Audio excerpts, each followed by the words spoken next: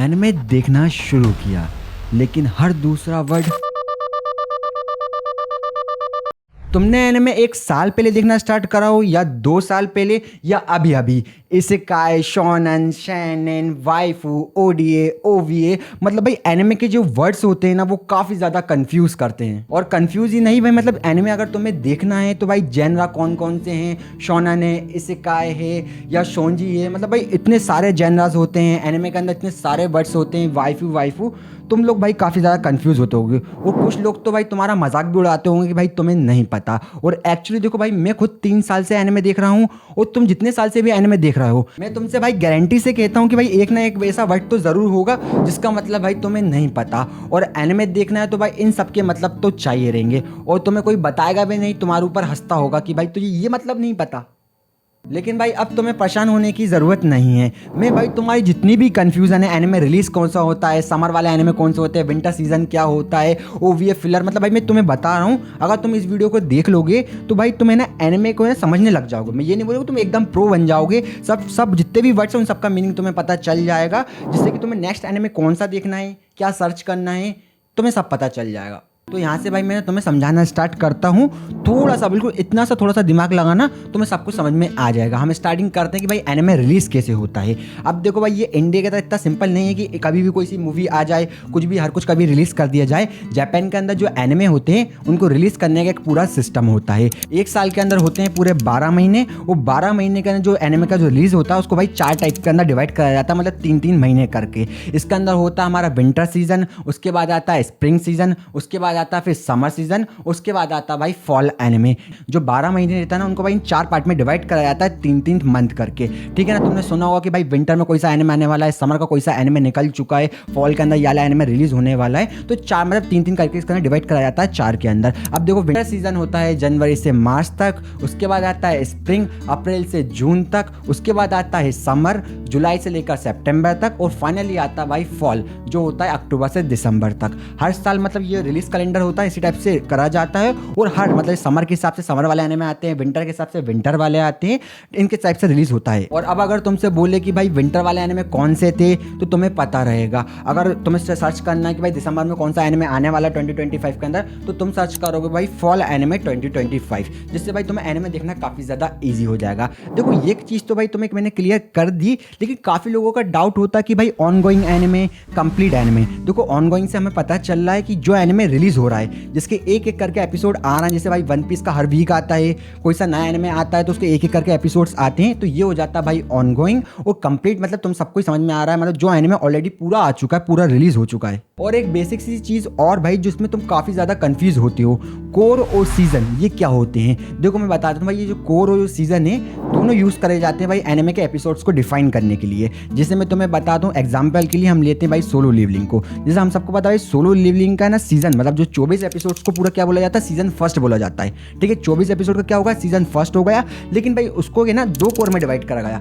Core first आया था 2024 के अंदर, और कोर सेकंड आया था, मतलब 12 एपिसोड पहले आ गए, फिर 13 एपिसोड बाद में आ गए। तो इससे क्या होगा भाई, ना 2 कोर में डिवाइड हो गया और पूरा कहलाया क्या, सीजन फर्स्ट कहलाया। इन दोनों के बीच में यार तुम्हें डिफरेंस तो पता चल गया होगा। लेकिन एक सबसे इंपॉर्टेंट चीज़, अगर भाई तुमने नारुतो देख लो, ब्लीच देख लो, वन पीस देख लो, या भाई कोई सा भी एनिमे देख लो जो काफ़ी ज़्यादा बड़ा है, जैसे ब्लैक क्लोवर, उसके अंदर भाई तुम्हें एक चीज़ देखने को मिलती है, वो होते हैं भाई फिलर एपिसोड्स।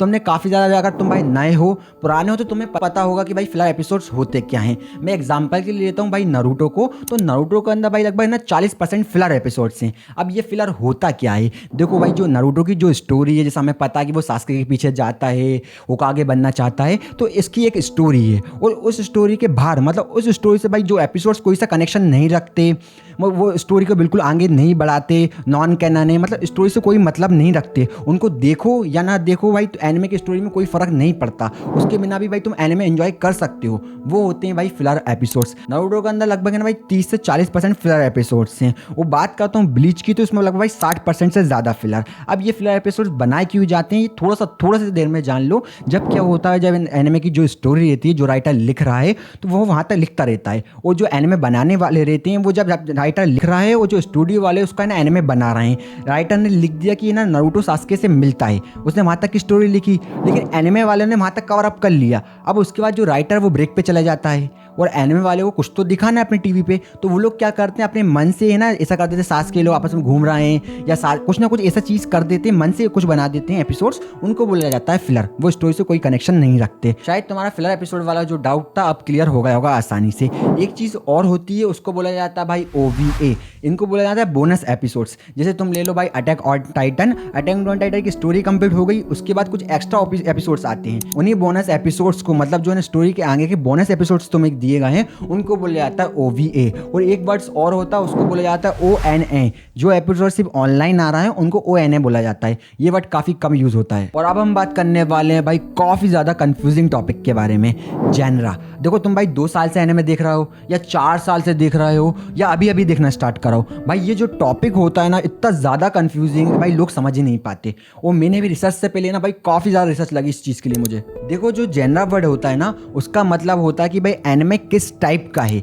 लाइक अगर उसका तुम्हें रोमांस देखने को मिलेगा, एक्शन देखने को मिलेगा, फाइट देखने को मिलेगी, मतलब जो जेनरा होता है ना वो एनिमे का डिफाइन करता है कि एनिमे किस टाइप का होगा। और ये काफ़ी टाइप के होते हैं। ठीक है, हम स्टार्ट करते हैं भाई सबसे पॉपुलर शोनेन एनिमे से। देखो शोनेन वर्ड तुमने सुना होगा, जैसे भाई तुम नारुतो ले लो, वन पीस ले लो, ड्रैगन बॉल ले लो, तो भाई ये आते हैं शोनेन जेनरा से। मतलब इसके अंदर ये टीनेज बॉय के लिए होते हैं और ये शोनेन कहलाते हैं। शूजो जेनरा, देखो तुम ईमानदारी से बताओ तुम कितने टाइम से भी एनिमे देख रहे हो, तुम्हें इस वर्ड का मतलब पता था कि नहीं पता था शूजो जेनरा के बारे में। देखो ये जो जेनरा होता है इसके अंदर ऐसे एनिमे आते हैं जो स्पेशल है ना भाई लड़कियों के लिए बनाए जाते हैं, टीनेज गर्ल्स के लिए। उस टाइप का जेनरा होता है ये शूजो। इसके अंदर भाई तुम्हें रोमांस देखने को मिलेगा, मतलब लड़कियों को जो जो चीज़ें पसंद होती हैं वो इस एनिमे के अंदर देखने को मिलती हैं। और शोनन तो भाई शायद तुम्हें पता होगा, और शोनन से भी ऊपर जो डार्क आता है, तुम सोचते हो कि भाई शोनन काफ़ी ज़्यादा डार्क होता है, तुमने शोनन नहीं देखा है तो भाई एक बार शैनन ट्राई करना। शैनन जो होता है ना भाई वो बॉयज़ के लिए नहीं, वो होता है भाई अडल्ट्स के लिए, मतलब अडल्ट्स बॉयज़ के लिए। इसके अंदर भाई काफ़ी ज़्यादा डार्कनेस देखने को तुम्हें मिलती है, फाइटिंग सीन, ब्लड्स।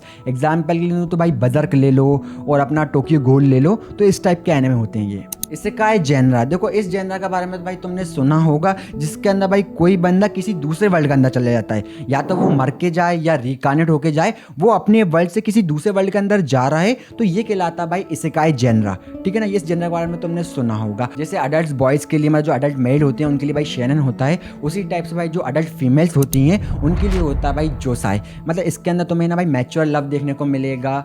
याला एनिमेस तो मैंने अभी तक नहीं देखी, लेकिन एग्जिस्ट करता है याला जेनरा। और जेनरा तो देखो भाई काफ़ी सारे होते हैं, जैसे भाई स्लाइस ऑफ लाइफ, जिसके अंदर इंसान कैरेक्टर अपनी नॉर्मल लाइफ जी रहा है, थोड़ा बहुत एंजॉय कर रहा है, मतलब अपनी नॉर्मल लाइफ को जी रहा हो, ये होता है भाई स्लाइस ऑफ लाइफ। और उसके बाद आता है भाई वो वाला एनिमे, उसका भाई मैं उस जेनरा का भाई यहाँ पे नाम नहीं लूँगा, मेरी वीडियो ही हट जाएगी अगर मैंने नाम ले लिया।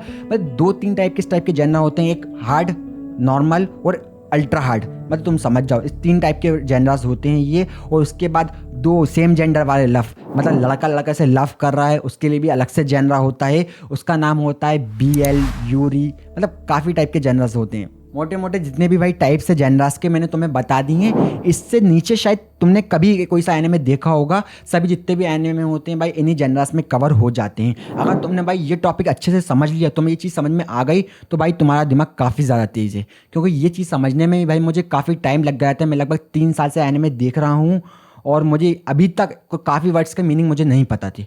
ठीक है, अगर तुम्हें पता हो तो भाई तुम मुझसे भी ज़्यादा प्रो बंदे हो। अब देखो यहाँ पे बस एक छोटी सी चीज़ बचती है, शायद तुम्हें तो पता होगा इसके बारे में। पता है तो भाई तुम सच में काफ़ी ज़्यादा प्रो बंदे हो एनिमे देखने के लिए। ठीक है ना, जैसे मैं तुम्हें बताता हूँ कि देखो जिनको पता है फिलर के बारे में तुम्हें बता चुका हूँ, उसी टाइप से होता है भाई कैनन, नॉन कैनन। कुछ लोगों को नहीं पता। देखो कैनन क्या होता है, जो स्टोरी से कनेक्शन रखता हो वो कहलाता है कैनन।